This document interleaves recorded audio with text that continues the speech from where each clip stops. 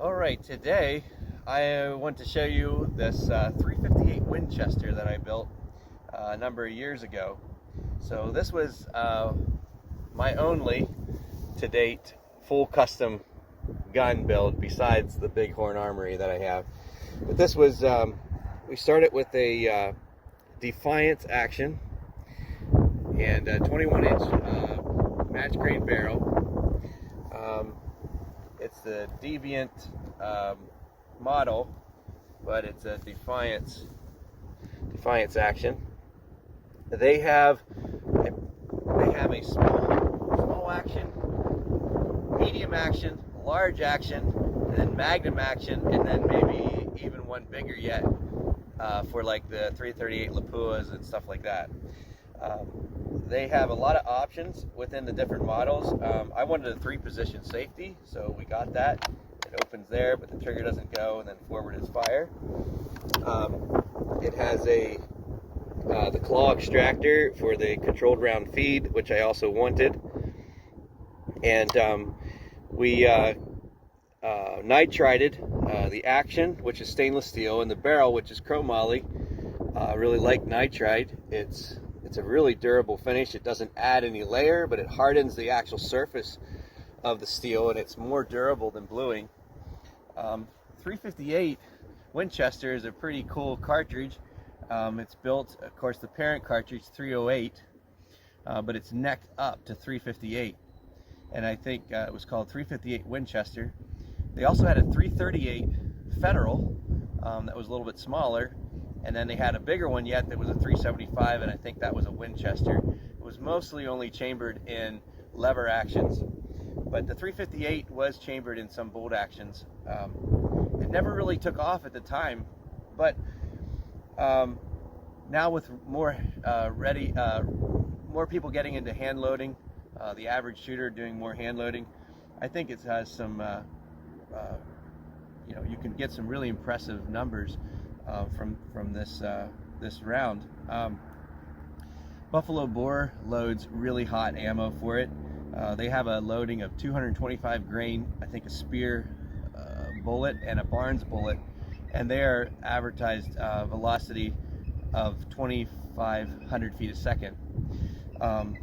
Maybe 26, I can't remember. I think it's 25 or 26. So, but yeah, these here that I have reloaded, the 200 grain TSX bullet, and that the reason I wanted the medium action is to give me a little bit more space in the magazine well to be able to put these long Barnes bullets down in. So with this one, we're chronographing at 2660 feet per second, and that's definitely the max. I can't get any more powder in there. There'd probably be certain kinds of powders you could use maybe and get a little more velocity, but that seems to be about the top. Shoots very accurate there. It likes to compress load, sort of like the 308. I found that some really good accurate loads in the 308 are going to be compressed max loads for that. So on the top here we have the Athlon 1:8 low pro scope. Really like the scope. Ended up putting it on a lot of different firearms that I have. If you look at the Hornady reloading manual, for instance, I believe the 30-06, they have a load in there for a 225 grain bullet, 220 grain bullet, I believe it is. 220 grain bullet at around 24 to 2,500 feet a second. And this will do a 225 grain bullet at 2,500 feet a second. So yeah, I believe that the manual says 2,400 feet a second for the 30-06. Now, could you push that a little more? Probably, but not with the short barrels that 30-06 typically is barreled in. A 30-06, in my opinion, really needs a 25-inch barrel, 24-inch barrel at least, to maximize what the 30-06 has to offer. But you're in a 30 caliber bullet, so you're overbore. When you go the other way, the casing becomes more efficient with the powder burn. And so that's what you're experiencing with 358 over the 308 and even over the 30-06 once you get into the bigger bullets where the bullet is taking up powder capacity. So they did the same thing with the with the 30-06, they're making the 35 Wellen, and you'll find the same thing there. It'll move move a much heavier bullet at the same speed that the parent 30 caliber case can do with a smaller bullet. So that's the advantages of overbore. Now that doesn't make it doesn't improve the ballistic coefficients of the bullet, but it does take a small cartridge that is thought to not be a Magnum cartridge and turn it into a Magnum cartridge for 300-400 yards, 500 yards. So it has advantages over the the smaller 30 caliber. To wrap things up, I'm going to fire a couple shots downrange at the gong.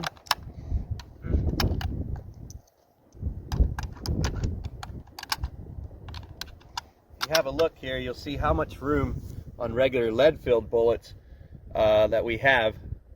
So it really helps with the longer bullets, or if you wanted to seed them out farther to get a lead-filled bullet going faster, you could definitely free up a lot of powder capacity by seeding the bullets ahead. These bullets are buffalo bores, and so they're seeded to the factory SAMI specs case overall length.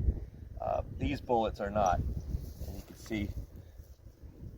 But even with these, I have a lot of extra room.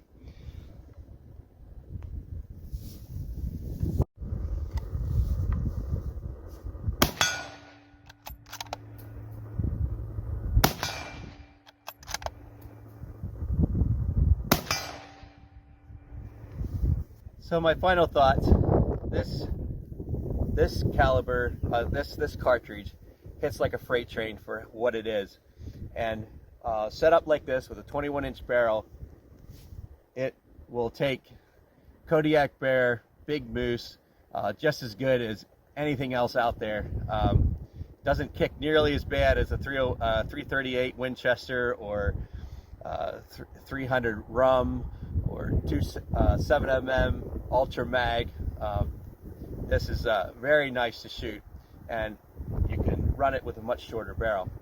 So thank you for watching the 358 Winchester video.